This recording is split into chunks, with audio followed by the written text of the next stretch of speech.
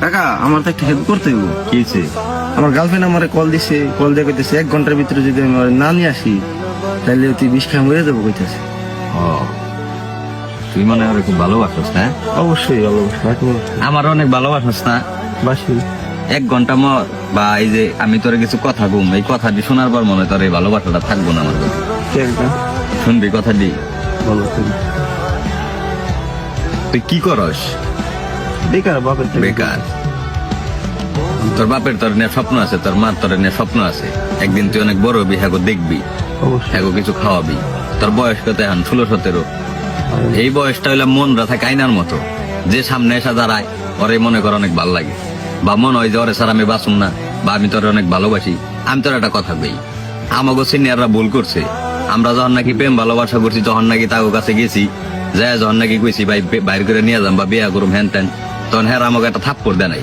থাপ্পড় না দেখার উল্টা কি কইছে জানোস? যে নিয়ে আয়, বাদ বাকি সব আমি দেখুন। কিন্তু আমি তোর ওইটা কম না, আমি তোর 2টা অপশন দেখামো।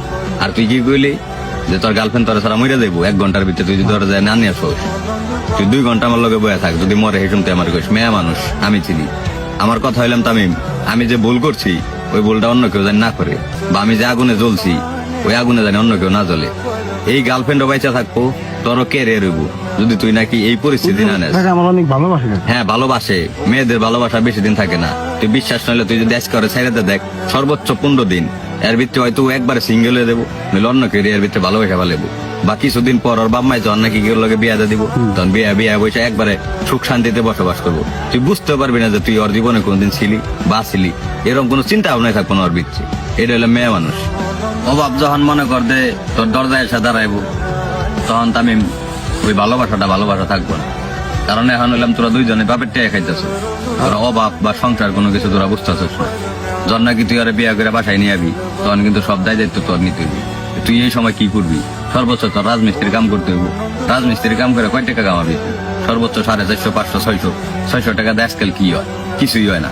তোর বোর জামা কাপড় লাগবো, এটা ফেসিয়াল করার লেগে একটা কিছু লাগবো, তোর একটা জিনিস ঘুরতে মন চাইবো, ঠিক তখন কি হয়ে দাঁড়াইবো জানোস? তখন তোর বউ মনে করে অনুভব করবো যে আল্লাহর ওর সাথে আইসা মনে হয় আমার ভুলই হইলো, বা আমি যদি আর 4-5 বছর পরে বিয়ে বসতাম তাহলে মনে হয় আমি একটু ভালো জায়গায় যেতে পারতাম। এই দিকটা কিন্তু তোর কেরিয়ার হচ্ছে। বাই চান্স, আল্লাহ না করুক, বাই চান্স যদি তোর বউ তোর ছেড়ে চলে যায়, তখন কিন্তু তোর ইকুলো গেল উকুলো গেল, তোর লেখাপড়াও গেল, তোর মনে করে কর্মজীবনটাও চলে গেল, আবার তুই তোর বাপ মার কাছেও গেল। কি দরকার?